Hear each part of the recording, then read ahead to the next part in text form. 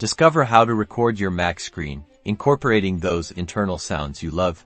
Let's explore the method of screen recording on your Mac while simultaneously capturing internal audio, a crucial technique for crafting tutorials, presentations, or preserving online content. Utilizing a complementary application. Commence by locating an application. Click the magnifying glass icon, positioned at the screen's upper right corner. Input Audio Hijack in the search area, and then select and open the Audio Hijack application. Proceed to the New Session button, located in the bottom left corner, to begin. Choose Application from the pop-up menu to record audio from distinct applications. Click the microphone icon on the right side labeled Capture and choose your speakers from the selections to connect to your system's audio.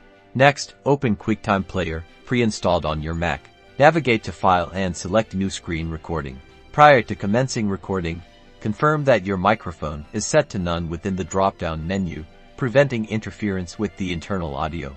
Finally, press Record with screen recording active. Audio from your selected application in Audio Hijack will be recorded. When done in QuickTime, stop the recording. The video will then appear, ready for saving. There you have it. You can now simultaneously capture your Mac screen and audio.